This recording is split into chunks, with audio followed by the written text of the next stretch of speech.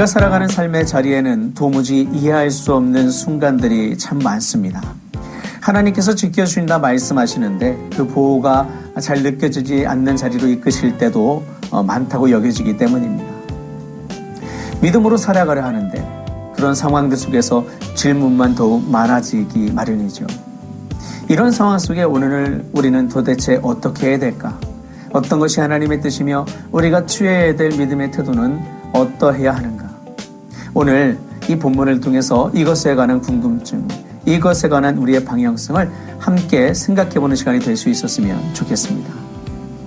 오늘 말씀을 함께 나누기 전에 본문의 말씀 듣겠습니다. 오늘 본문은 마태복음 2장 13절부터 23절까지의 말씀입니다.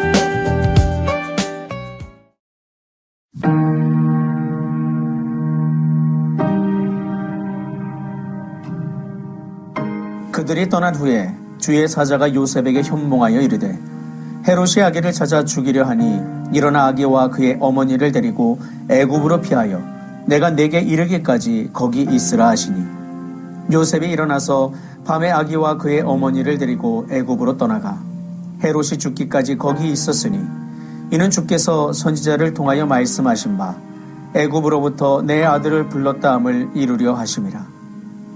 이에 헤롯이 박사들에게 속은 줄 알고 심히 노하여 사람을 보내어 베들레헴과 그 모든 지경 안에 있는 산의 아이를 박사들에게 자세히 알아본 그때를 기준하여 2살부터 그 아래로 다 죽이니 이에 선지자 예레미야를 통하여 말씀하신 바 라마에서 슬퍼하며 크게 통곡하는 소리가 들리니 라헬이 그 자식을 위하여 애곡하는 것이라. 그가 자식이 없으므로 위로받기를 거절하였도다 함이 이루어졌느니라. 헤롯이 죽은 후에 주의 사자가 애굽에서 요셉에게 현몽하여 이르되 일어나 아기와 그의 어머니를 데리고 이스라엘 땅으로 가라. 아기의 목숨을 찾던 자들이 죽었느니라 하시니 요셉이 일어나 아기와 그의 어머니를 데리고 이스라엘 땅으로 들어가니라. 그러나 아켈라오가 그의 아버지 헤롯을 이어 유대의 임금됨을 듣고 거기로 가기를 무서워하더니 꿈에 지시하심을 받아 갈릴리 지방으로 떠나가 나사렛이란 동네에 가서 사니 이는 선지자로 하신 말씀에 나사렛 사람이라 칭하리라 하심을 이루려 함이러라. 아멘. 영화 사바하에는 매우 인상적인 장면들이 있는데요. 그중 하나가 주인공들이 문제 해결을 하기 위해서 부지런히 다니다가 성탄절 풍경을 보고서 이야기하는 부분이 있습니다. 수많은 사람들이 성탄의 기쁨에 취해서 삼삼오오 모여서 거리를 다니는 모습을 보게 되면서 이들이 역으로 이런 질문을 던지죠. 예수님께서 탄생하신 그날, 정작 그때가 정말 기쁨의 날일까? 하면서 근거를 댄 것이 바로 오늘 본문의 이야기예요. 헤롯의 영아 살해 사건을 들게 됩니다. 성경의 이 대목에 주인공은 많은 관객들의 이목을 집중시키죠. 그러면서 성탄의 진정한 의미가 무엇인가? 우리 삶에 있는 여러 가지 수많은 질문들에 대해서 우리는 어떻게 반응할 것인가? 이 부분으로 우리를 이끌어갑니다. 흥미로운 점은 그 영화에서 말하고 있는 그 의도와 같이 오늘 본문 안에서도 우리는 그런 것들을 마주하고 있다는 거예요. 동방박사들에게 속았다 생각한 헤롯은 명령을 내려서 그 자신이 조사한 그 시간대로부터 그 근방에 있었던 베들레헴 근방에 있었던 2살 아래의 영아들을 다 살해하도록 명령합니다. 그리고 그의 명령으로 인해서 정말 죄 없는 그런 아기들의 생명이 다 무참히 사륙당했죠. 도대체 아기들이 그 어머니가 무슨 잘못을 했을까요? 헤롯에게 어떤 위해도 가하지 않고 위협도 되지 않았습니다. 그런데 단순한 자신의 권력욕 때문에 헤롯은 이런 말도 안 되는 짓거리를 행했습니다. 여기서 우리가 갖게 되는 질문. 하나님은 대체 이 상황 가운데 무엇을 하셨는가? 왜 헤롯을 막지 않으셨는가? 아니, 애초에 동방박사들로 하여금 베들레헴으로 바로 가게 하셨으면 이 사람을 헤롯을 만나지 않았고 그러면 헤롯이 이렇게 하지 않았을 텐데 왜 이렇게 하셨을까? 마태가 이 부분을 설명해 주기 위해서 끌어다 사용했던 예레미야의 이 성경 구절을 인용한 것, 라헬의 슬픔을 언급한 것만으로 우리가 이해가 가능할까? 사실 이해가 쉽지가 않아요. 이것은 참으로 이해하기 어려운 대목입니다. 결과적으로 하나님이 이 비극 앞에서 아무 설명도 하지 않으셨고 즉각적으로 개입하지도 않으셨습니다. 그리고 아이들은 죽었습니다. 이게 오늘 우리가 알고 있는 팩트예요. 이것에 대해서 우리가 그러면 어떻게 해석을 해야 될까요? 마태가 제안했던 예레미야의 그 예언의 그 메시지, 이것으로도 우리는 시원하지 않습니다.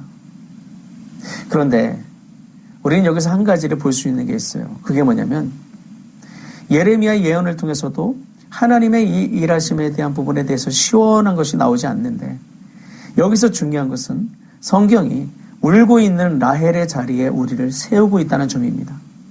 고통 한가운데 있는 이스라엘 현실을 보게 하는 것이죠. 중요한 것은 예레미야 그 말씀에 라헬의 울부짖음 이후에 주신 그 메시지, 소망의 메시지로 우리를 이끌어 간다는 겁니다. 하나님께서 인간의 모든 삶의 고통과 어려움들, 이해되지 않는 삶의 순간 속에서 다가오셔서 함께 하시며 그 고통의 자리에 머무시며 그 소망의 주님께서 주님의 생명의 길로 이끌어 가신다는 것이죠.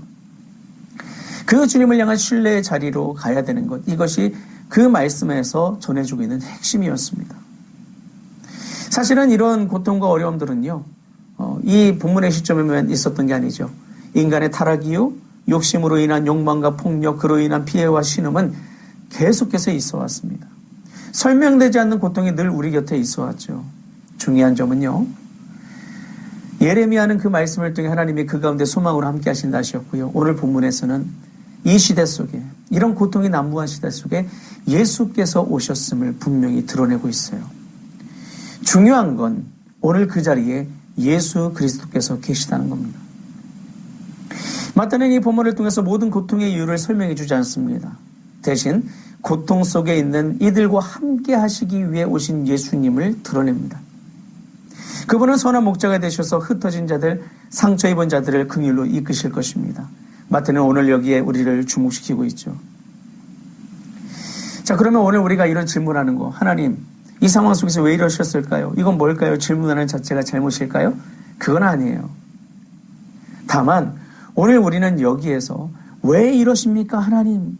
본문과 같이 이렇게 답답하고 풀리지 않는 숙제와 같은 이런 어려운 난해한 질문에 선과 같은 우리 인생 속에서 하나님 도대체 왜 이러시는 겁니까? 뭐 하시는 겁니까? 항변하기보다 하나님이 시원한 답을 주고 계시지 않다 한다면 이 설명 없는 자리에서 나는 어떻게 믿음으로 걸어야 합니까를 우리는 도리어 질문해야 된다는 거예요. 그러니 질문의 방향을 바꿔야 된다는 거죠. 왜 이래야 될까요? 성경에서 전해지고 있는 진리가 명확하기 때문이에요. 하나님은 창조주시며 선하시며 실수가 없는 분이시기 때문입니다. 그렇다면 그분께는 분명한 뜻이 있으세요. 그럼 오늘 우리는 하나님께서 그런 시원한 답을 주시지 않는다면 지금 이 자리에서 그걸 찾기 위해서 거기에만 매달릴 것이 아니라 오늘 우리가 마땅히 해야 될 믿음의 태도를 겸비하고 그 길을 나설 준비를 할 수 있어야 되겠죠. 이것이 바로 하나님께서 오늘 우리에게 주시는 메시지예요. 그리고 본문 안에 이 길을 걸어가기 위해서 한 인물을 우리 가운데 보여주고 계십니다. 그게 누구냐? 요셉이에요. 여러분, 요셉의 상황도 결코 좋지 않았어요. 왕으로 오신 분이라 했잖아요. 온 세상을 구원할 구주라고 하셨잖아요. 동방박사를 통해서 그게 또 확증이 됐잖아요. 성령으로 잉태됨을 알았습니다. 대단한 아기입니다. 그런데 피하라니요, 도망가라니요, 왕이시라면서요, 구세주라면서요, 왜 도망가야 됩니까? 하나님이 해결하시면 되잖아요. 왜 피해야 됩니까? 질문할 수 있어요. 이해되지 않는 상황이죠. 그런데 요셉은 어떻게 해요? 묻지 않고 행합니다. 왜요? 요셉은 마리아를 데려올 만큼 하나님에 대한 굳은 신뢰가 있던 사람이었기 때문에 그래요. 요셉은 따지지 않았고 어떤 설명도 요구하지 않았어요. 그저 하나님의 신실하심을 믿고 말씀하신 방향으로 몸을 옮겼습니다. 여러분, 이것이 오늘 우리에게 주시는 하나님의 메시지예요. 우리의 삶에도 풀리지 않는 숙제와 답답한 현실이 여전히 놓여 있어요.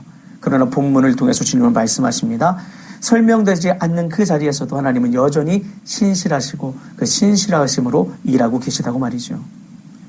그래서 오늘 우리가 해야 될 것은 어떤 문제를 그것을 이해하기 위해서 매달리는 것보다 선하시고 신실하신 하나님을 신뢰함으로 지금 우리가 서야 할 믿음의 자리에 성실히 서는 일에 힘써야 됩니다. 여러분, 오늘 본문 말씀 보게 되면은 그런 대목이 있어요. 15절입니다. 헤롯이 죽기까지 거기 있었으니 이는 주께서 선지자를 통하여 말씀하신 바 애굽으로부터 내 아들을 불렀다함을 이루려 하심이라. 애굽으로부터 내 아들을 불렀다. 무엇이 생각나세요? 출애굽기, 그 출애굽의 현장이 생각나죠. 우리를 불러내신 하나님의 역사하심이 생각나고 구원의 역사가 생각납니다. 예수님께서 바로 이 일을 하기 위해 오셨어요. 영적 출애굽. 우리를 모든 고통에서 어려움에서 모든 죽음과 사망의 기운에서 건져내시는 하나님의 놀라운 역사하심. 새 이스라엘과 교회 시대를 펼치신 하나님의 역사하심, 예수님의 구속의 사역을 여기서 대표적으로 선포하고 있습니다. 여러분, 지금 순간 이해되지 않아도요, 하나님은 가장 좋은 일을 우리를 위해 준비해 놓으셨습니다. 중요한 건 그 주님을 향해 우리가 어떻게 나아가느냐가 가장 중요한 것이죠. 오늘 하나님 안에서 그 믿음의 길을 나아가는 우리가 되기를 원합니다. 그래서 하나님의 역사를 경험하기를 소망하시기를 바랍니다. 그리고 다 이해하면 좋겠지만 그렇지 않다면 선하신 주님을 신뢰하고 믿음으로 버텨내면서 인내하면서 주님과 동행하기를 힘쓰십시오. 하나님께서 그 믿음에 따라 반드시 좋은 일로 우리를 이끄실 것을 믿습니다. 기도하시겠습니다. 좋으신 하나님 아버지, 감사합니다. 오늘 말씀을 통해 우리가 마땅히 서야 될 믿음의 길을 보게 됩니다. 우리가 이해되지 않아도, 우리가 답답한 상황 속에 놓여 있어도 하나님은 신실하심과 선하심으로 여전히 일하고 계심을 믿습니다. 그 주님을 신뢰함으로 우리의 마음을 주께 드리며 성령님의 역사하심으로 우리가 그 주님을 믿는 믿음을 우리가 구하여서 주님을 온전히 신뢰하여 주와 함께 날마다 동행함으로 하나님께서 예비하신 그 은혜에 대해 설 수 있는 우리 모두가 되게 하여 주시옵소서. 선하신 주님을 신뢰하여 믿음으로 도전하고 승리하는 우리 모두가 되게 하여 주옵소서. 그 길을 나갈 수 있도록 우리의 영성을 깨워주시고 달려갈 수 있는 믿음과 힘을 하나님 허락하시며 건강을, 또 우리의 삶의 모든 자리를 채우시고 고치시는 하나님의 은혜를 행하는 모든 자리마다 평강으로 도우신 하나님의 역사하심으로 함께하여 주옵소서. 도우실 것을 믿고 감사드릴 때 주 예수 그리스도의 이름으로 기도합니다. 아멘.